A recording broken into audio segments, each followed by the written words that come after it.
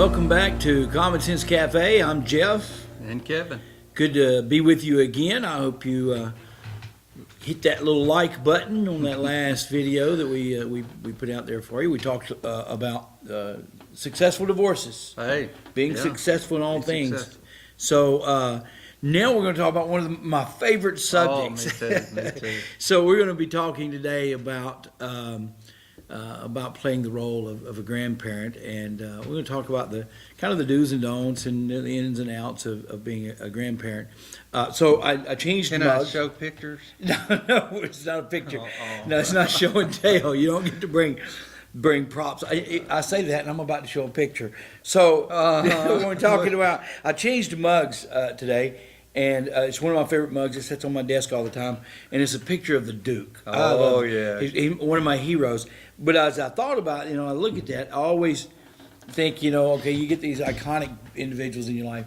Well, mine was my granddaddy. Oh, yeah. He was iconic. He was one of my heroes. But let's start out, though, by telling a couple of our favorite Papaw moments. Yeah. So do you have one that stands out? Oh, that the bus being Papaws. Oh, Yeah. okay. Oh, Lord, just one moment. Yeah. Man. Well, I mean, you have different a moment with Each one, yeah, and right. their personalities. That's what's so great is just seeing that personality develop, and they become their own person, But, Right, yeah. Madeline had when she was born, her and her dad and her mom was there with us for a short time, and then her mom left, and we got custody of Madeline. I say we. It was Jonathan. Jonathan was 18, I think. I guess. Yeah, he was 18 when she was born. So he eventually had to go off and to Tennessee to look for a job, and I kept Madeline for a few months by myself, and I'd get her dressed every morning and take her to daycare, and it was just a great time. And pick her up in the afternoons, and when she'd see my truck coming, she'd run over to the fence and just shake the fence real good, just grinning ear to ear. But every morning, I'd get her completely dressed, go put her in the car seat in the truck, and before I could wind my way out of the driveway, she had her shoes and socks off and her legs propped up on the window every morning. And I'd get on to her and say, Madeline, what'd you do that? And she'd just grin and all. So, yeah. What about you? Well, one that sticks out, and like you said, there's so many, and each child being so different. But one that sticks out, we were at the farm, and my oldest son's oldest boy, Langston. It was late fall, and it was a cool day, and so we put our camo on, camo coveralls and toboggans and all. And we've got a picture of me and him and his dad on the back porch, and so we loaded up in my old pickup, and we drove down to the bottom of the pasture and went into the woods to get a deer stand, and we were moving a deer stand. And so we went down there, and we got the deer stand, and we put it in the truck, and we're driving back up the hill. And, it's on the farm, car seat, and all of that's out the window, So he's standing up between me and his dad. He must have been about 2 years old, and he looks over at me and he says, Papa, this is the best day ever. So I just made my day. So, I know it. And we've had, several moments like that. So playing the role of a grandparent was something I always looked forward to. I had such a relationship with my grandparents that I was excited about the relationship that was coming my way. And so I've always thought about being a grandparent. I was a little different. Were you? Yeah, I was just thinking about my kids getting out of the house. Yeah. But it wasn't until that first grandbaby came along that just, I didn't know I loved children that much. Right. Cameron come along, and you know, he was a little baby. And I remember I came up here to Des Moines to see him, and just laying there on the floor with him, little baby, and just knowing, you know, this is my grandbaby. It's That's just right. something clicks, and your whole world's just changed. There is a notable change of perspective when you go from parent to grandparent. Your perspective on everything really changes. One thing that changes is how to raise them. You have a different opinion of how to raise your grandchildren. You got than all the you did answers your- now. That's right. Yeah, don't be too rough on that baby. But when you were raising your kids, you know. Oh, But, yeah. But there is a different perspective, and there's a How different. many times have you heard your kids say, "Daddy, you wouldn't have let us get away with that"? That's right. That's right. My daughter-in-law. I can remember one time we were at the farm and they were out, and you know, our grandsons would stay with us at the farm quite a bit, and one time their dad was getting on to them for doing something, and it was something that we let them do when they were at the farm. And I remember my daughter-in-law telling my son, look, if that's something Papa lets them do when they're out here, you leave him alone. Papa's out. So, you know, it's kind of Yeah. neat, you know, to have that. But one of the things that I was thinking about, and I know we're wanting to get into what made our grandparents such successful grandparents, Oh, and yeah. how to learn from those traits and learn from that relationship. But another thing that I want us to get into here in a little bit is how that if a grandparent doesn't assume that role and they cross the boundary and go back into a parental role, they're missing out on so much. Okay, you're counseling me again. Well, you do. Jonathan will really like that statement. Yes. Well, you do. You miss out on so much because the role is so different, and there is a window that's open in your grandchild's life to you that they won't open to their parent. That's right. And they'll hear your instructions, and they'll listen to your stories that have moral implications, where to their parents, you know, when it's with their parents, they're like, oh, come on, you just, you know, you don't know what you're talking about. So, but they'll listen to you. So I want to get into that too and talk a little bit about that. So let's dive back into, we had great, just absolutely perfect model of grandparents. Wonderful. Why? What made that Oh way? man, they would. Well, you know, here's Granddaddy. What, all 5'8"? Yep, about of him, and 5'8". 125 pounds maybe. Yeah. But he was all man. Oh, He absolutely. was all man. He could be tender in his own way, but he was all man. Absolutely. He his investment into us was a natural thing. I never felt like my granddaddy ever was strained That's in right. his investment with me. Whether it was being in the living room and him wrapping his legs around you while he's sitting in his chair and wouldn't let you go, and you crying to grandma, Yeah. or if it was going fishing or whatever it was. I just always felt it was a very natural thing. Yeah. And I think that was something he did very, very well. I would say about the only time he just would be a little stern is you get out of front of the TV when 5 o'clock news come on. That's You right. know? And so, But at the same time, he was wonderful at, certainly he deposited in us in some wonderful stories that had great moral implications and so forth. yeah. But he was not, he had developed such a relationship with us.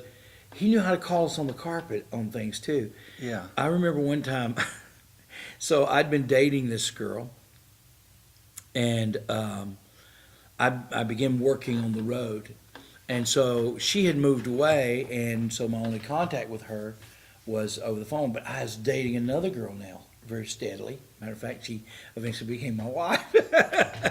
but so So we, okay. so we're on the road. I'm working on the road. We need to block Kim from this one. Yeah, don't watch it. Okay. So we're working on the road, and I call this girl.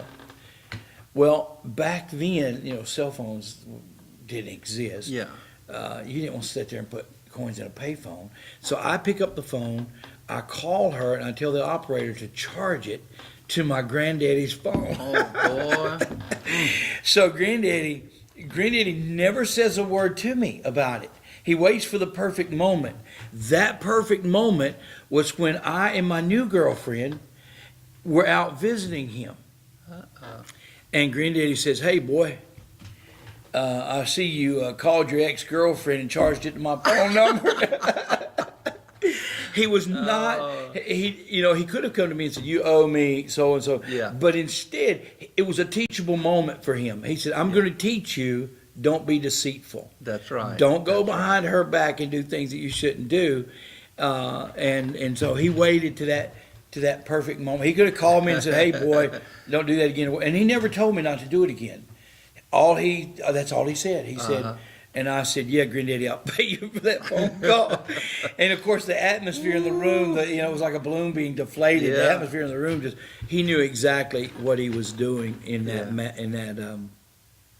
manner. But Teaching you character. yeah, he was. He was saying, "Hey, son, that's not appropriate behavior, and I'm gonna call you on the carpet for it."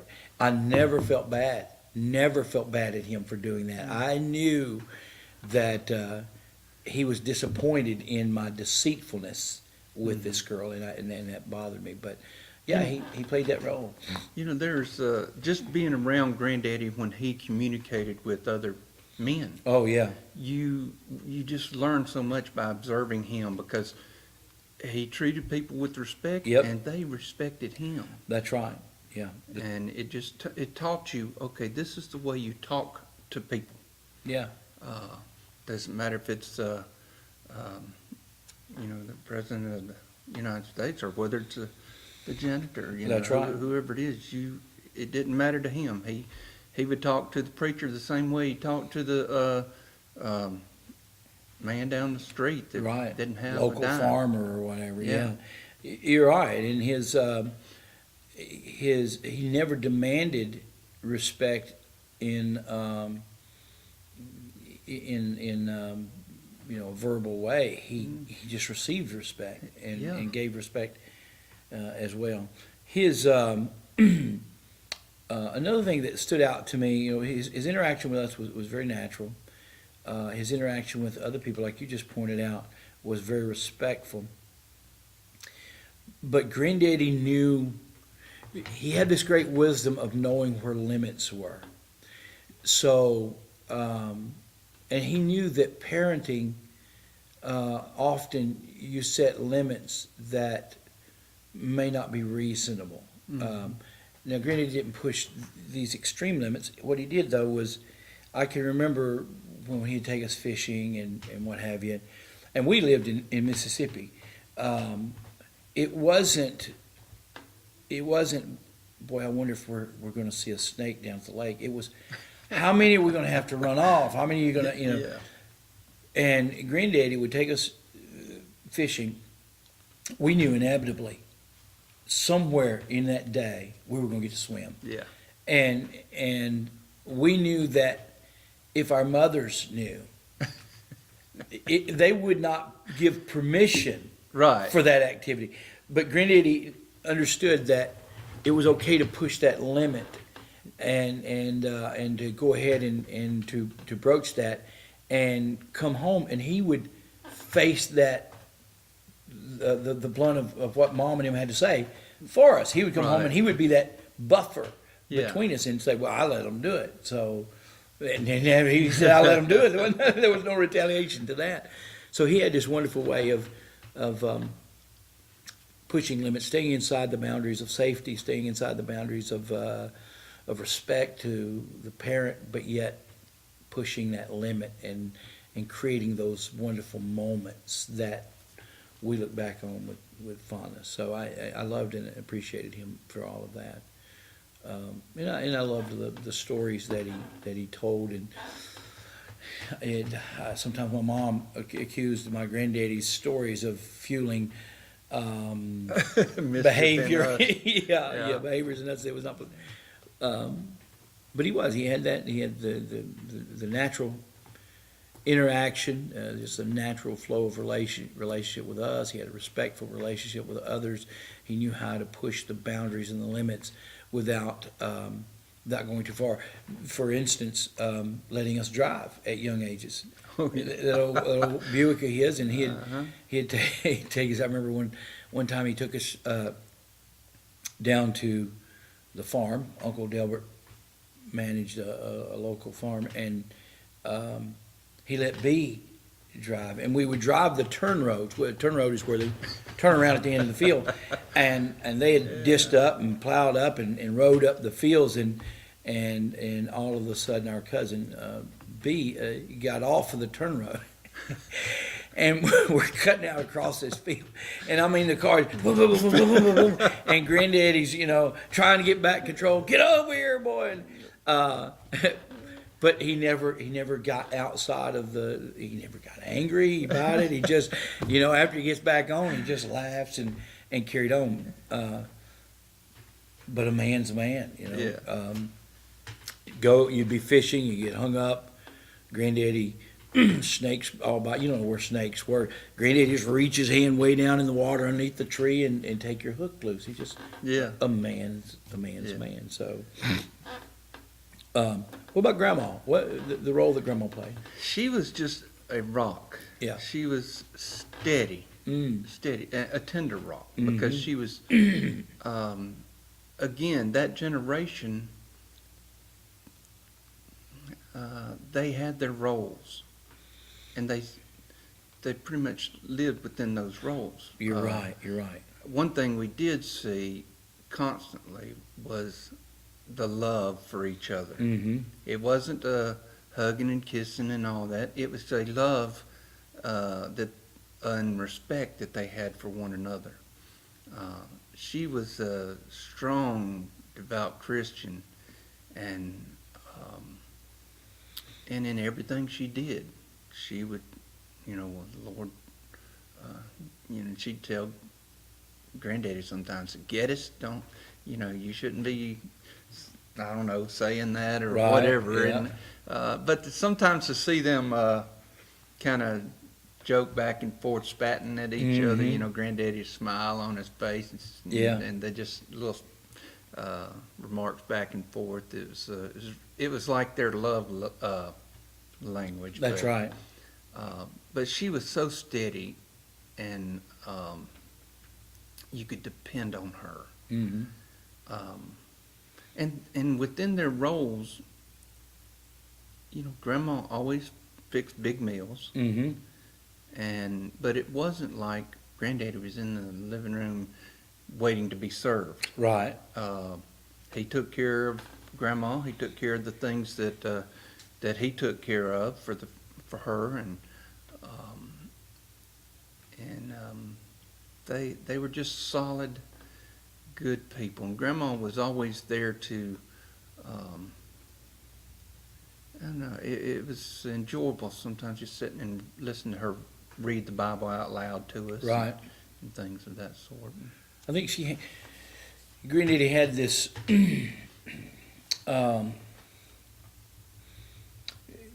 Granddaddy often was. He spoke truth and he spoke plainly, and Grandma kind of had those soft edges that Real soft, that balanced that whole thing out. Talking about her playing that role of spiritual head of the family to some degree. Granddaddy certainly was, when it came time to pray and all, he was very much involved and very much the leader in that. But Grandma was a deep thinker, a deep Christian. She studied the scripture relentlessly. And if you had a question, excuse me, about your spiritual walk, about insight into the scriptures, or what this, that's who you went That's to. who you went to. If there was a time where and we believed in the laying on of hands and the prayer of the faith shall save the sick. And Grandma was that lady. She was the one. you want to pray for. And there, I can remember plenty of times my mama calling and my grandmother coming over in the middle of the night. I said middle of the night, maybe 8 or 9 o'clock, but we were in bed sick, and Grandma coming in and laying hands on you and praying for you. And Right. there was this security that, like you said, she was a rock. She was solid. There was just security. When Grandma was around, it was okay. Things were okay.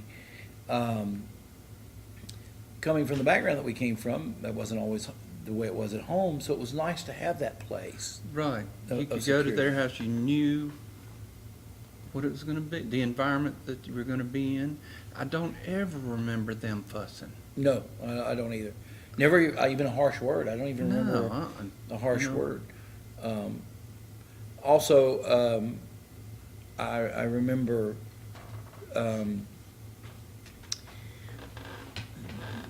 they led the family. They never pushed the family, but they always led the family. When we went to church as a big family. We had a big family unit. Often, when they would have largest family in church day or whatever, we'd win that prize. And I remember my grandma and granddaddy standing up as the patriarch and matriarch of our family, and counting off 30 plus people in church, Yeah. or whatever that was their descendants. And but I remember them. The younger you were, the further back you sat. Yeah. In Yeah. church. And so we sat, like the last couple of rows, and our parents sat in front of us, our parents and aunts and uncles and so on. But Grandma and Granddaddy were about 3 or 4 pews from the front. I think they sat on the third pew. Yeah, front and- most time. And again, I see that, I have this mental picture, and I see them leading our family, even in that non-intentional way. Yeah. They were very much the leaders of this large group of people. And That's right. that role was, I think you talk to any of our cousins, that role was dynamic and impactful in our lives in ways that we didn't even understand at the time. And so their successes in their marriage, their success in being grandparents, has helped frame who we are today. Yeah, it really is. And it gave us a mark to reach toward too. We wanted to be like them. We wanted to, Yeah. I wanted to please them. I wanted them to be proud of me. So, how did that translate into our lives? How do we translate those qualities into our life in such a changing world? Because it's not the same world. It's not, we tend to live, families live further apart now than they used to. Right. So, the dynamics are a little different in some respect. But, I think being, when I look at the two different qualities, or two different roles that they played in the qualities in their life, one of the things that I drew from my grandfather, that I want to emulate and become this for my grandchildren, you touched on in that respect. I want to live a life that the natural response to my life from other people would be showing me respect, and me in turn showing people in general respect. I want my grandchildren to see that through me, and that's one of the qualities I believe that I want to emulate, and then hopefully reflect that onto my grandchildren. So I think that's one of the things that Granddaddy did that was really impactful, that I can now take and apply to my life. Show other people respect and live your life in a way that other people show you respect. you mentioned earlier about not playing the parent role, playing the grandparent role. When we living distance is greater now than it was before, like we said. But so you see your grandchildren less frequent, and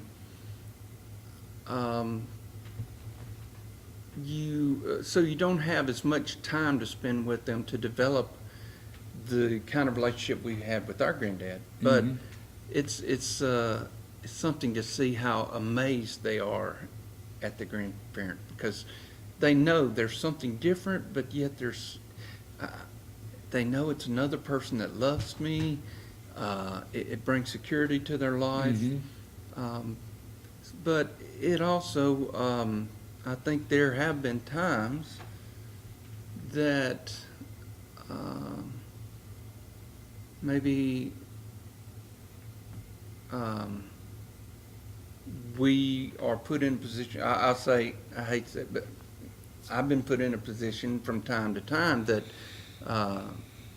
puts me being the parent role, putting me in that parent role, and when I shouldn't have to be. What do Yeah. you think about? Well, according to all the statistics you read today, we live in a time where more and more grandparents are raising their grandchildren. It's a very common thing that's going on. A lot of it has to do with the divorce rate. Some of it has to do with having children outside of a marriage, and the responsibility falling to a grandparent. It's also having to do sometimes with